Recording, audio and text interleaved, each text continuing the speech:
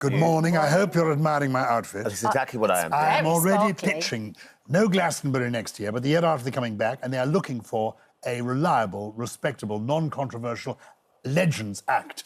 I'm making myself available. What do you think of the outfit? Are you going to be rapping? I'm going to be rapping. Great. Yes. And in terms of You'll be doing in terms of the rapping, I'm assuming it would be less controversial than some of the rapping that has been happening. That's why they wanted to book me. They need a safe pair of hands. One of the stories that's on most of the newspapers this morning, of course, is the Prime Minister demanding answers from the BBC over its Glastonbury coverage. There was a punk act, Bob Vylan, who led certain chants of death to the IDF during a performance. Not only during the performance, but, of course, the performance which was broadcast on BBC iPlayer, that didn't get taken down for another 5 hours. Which is poor, isn't it? I mean, of course, the BBC is live streaming from Glastonbury, and you would expect that to be pretty current. But at the same time, it does reserve the right to edit any of the footage it has live streamed. I think that after the pulled Gaza documentary, the debacle over Gary Lineker, the suggestion that BBC Arabic has been quite biased in its reporting, that there needs to be serious questions asked now of the Director General, Tim Davie. I mean, those scenes, really, if you'd seen that rap duo make those claims about any other race, I think that there would be an absolute uproar. We did a story about it in The Telegraph, making the comparison, actually, between this chap inciting violence and death against another group and the Lucy Connolly conviction. I mean, I'm not advocating what Lucy Connolly did, but she got put in prison for 31 months for, yes, a disgraceful tweet. Let's agree on that. But 31 months. This guy, apparently, the police are still investigating. Still, what's there to further investigate? It was on live telly. Why didn't the BBC pull it sooner? You know, there are questions to be asked, I think, of senior management. Somebody has to take vicarious responsibility for the fact that this has happened. If it had been said about any other group, that person would have been pulled and would probably be in a prison cell right now. It just seems to me to be one rule for one and another rule for everybody else, and I don't agree with it. The BBC have said some of the comments made during Bob Vylan's set were deeply offensive during this live stream on iPlayer, which reflected what was happening on stage. A warning was issued on screen about the very strong and discriminatory language.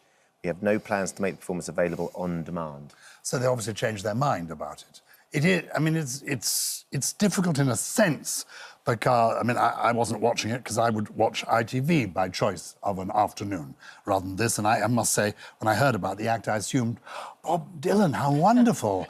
Oh, it's going to annoy Rod Stewart to have a rival in the Legend spot. It turns out to be a double act. These are two people who play these parts, and they are punk. So you're going to expect possibly something.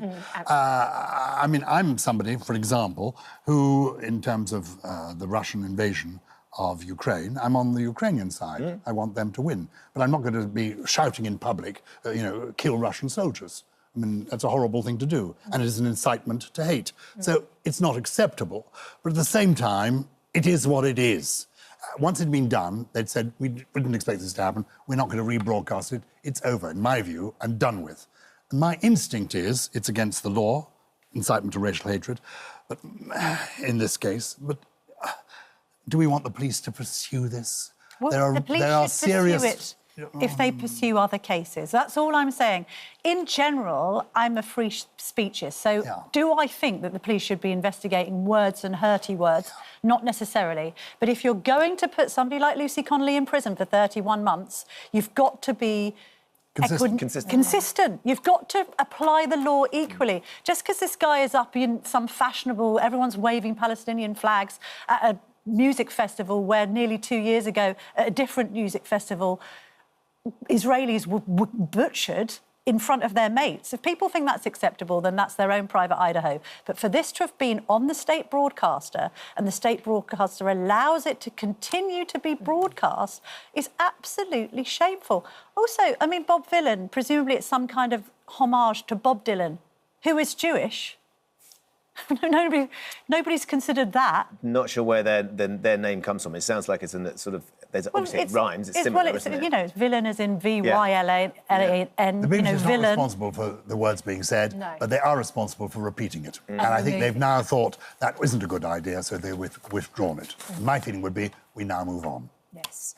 OK, let's move on ourselves. This is story number 2. The government is telling supermarkets to cut shoppers' calories in a bid to tackle the obesity crisis. So they're basically asking the supermarkets to move certain items to try and help people with their diets. I mean, they can do that. We had that whole row, didn't we, about sweets at the checkout and mums are trying to get the shopping down the conveyor belt and kids are putting sweets on. We've all been there, Gyles, let's be honest. I've been there. Also, unfortunately, you know, junk food does seem to be cheaper than really good, nutritious food. These days you go, you want to buy a packet of crisps, it's £1. You want to buy a packet of nuts, which we're all encouraged to do because we're all meant to be eating protein every 5 minutes, Ben. Aren't we? As somebody who works out, you must know this. But not too much. The packet of nuts is like £3. So it's quite hard to make healthy choices. You want a punnet of strawberries, Gyles? They're £3. You want a Mars bar, it's 75p. Oh, I want Rolos. I haven't been able to find Rolos for years. Who would you give your last one to? But in fairness to Wes Streeting, Yes. who is the health secretary, he is not instructing anybody to do anything. What he is recognising is there is an obesity crisis. It is getting worse. And to help this, he is saying, supermarkets, you're the people who sell most food to most people. Please get on board with this if you can, and maybe, you know, advertise, use promotions, encourage people towards healthy eating. So, as a government initiative, I think it's quite a good one. Well, they're mandatory health targets. Will introduce mandatory health targets for retailers, giving them flexibility on how to meet them. They can tweak recipes, they can run price promotions, healthier items, they can redesign the store layouts. However, he has hinted there could be financial penalties if they don't hit those targets. That's a bit nanny state for me. Well, he's saying more nudge than nanny. Well, I don't think it his is phrase. nudge. Nannyists always say nudge, and it's not. It's nanny. It's, well, we need to control what's in your shopping trolley. The only thing I would advocate is that food producers put less sugar in their foods generally. So, you know, when you look at foods and you're thinking, oh, this is really healthy, and then the next thing you know, you've looked at the ingredients and it's got 16 spoonfuls of sugar, and you're thinking, well, why is there sugar in this? This is a loaf of bread. Yes, that could happen at source.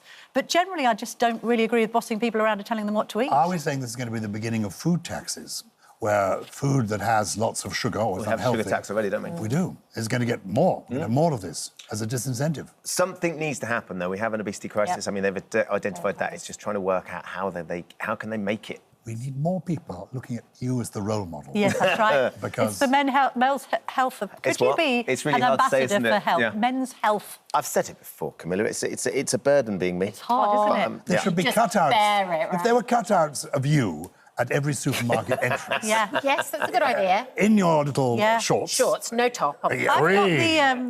I've got this slogan: "Be more Ben."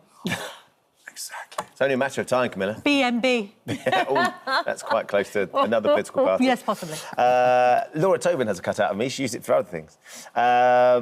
Now, let's talk about our last story, which, of course, is about the big day. On your big day, Gyles, was it more time in the hair and makeup for you or for Mrs. Brandreth? We had a very quiet wedding. There were only 4 people there, my wife and myself and our 2 witnesses. When my parents got married, they didn't realise you needed 2 witnesses. They turned up, just the pair of them, and they had to get the flower seller who sold them the bunch of flowers at the door to come in and be a witness. But my children have all had rather elaborate weddings. Okay. I believe in makeup for all. I have learnt, because occasionally I've had to appear on this programme without makeup, and I've had people coming up into the street pressing me and saying, "Oh, you all right?" All that. So I'm permanently equipped. Look at that. Indeed, I'm quite right too. just before I come That's on an interesting air... colour, Gyles. I want to see what this Well, looks like. funnily enough, Yeah. I just do a little bit of blusher. Fortunately, I'm blessed with these wonderful cheekbones. You are. Yes. We should point out that could cut Pinterest butter apparently with has this. revealed... Oh, blimey. Wow. It's a shade of Aunt Sally going on. Yes, It's a little bit that's outside. exactly the same thing. When I was last doing this, my wife did this. That completes the picture, There you Giles. go. Pinterest has revealed no makeup bridal trend is sweeping the nation. What? So the What? brides are having no makeup, but the grooms themselves are having more. Groom makeup has risen by 42% over last year. Take him I'm not- seriously no, now. it's quite Why hard wouldn't you to want take groom's seriously. makeup? It does make a difference. I mean, sometimes it's overdone. Look at the President of the United States of America. Yes. Where the makeup is so severe and then suddenly stops at the neck. So this true. sort of sad, sort of white, crepey neck with his bright orange face above. It's not makeup, that, though. Apparently he's dipping a brush into a packet of Cheetos. Is it just the brush or his Imagine face? how he smells. Imagine the Tide mark there, David. Go back to the 1990s when Tony Blair started wearing makeup on television. Yeah. John Major didn't. one was grey, the other looked healthy. Yeah. It makes a difference. Oh, hello. Thank you for visiting our This Morning YouTube channel. We upload tons of new content every single day. So hit the subscribe button, like all the videos, and don't miss out. We'll see you in the morning.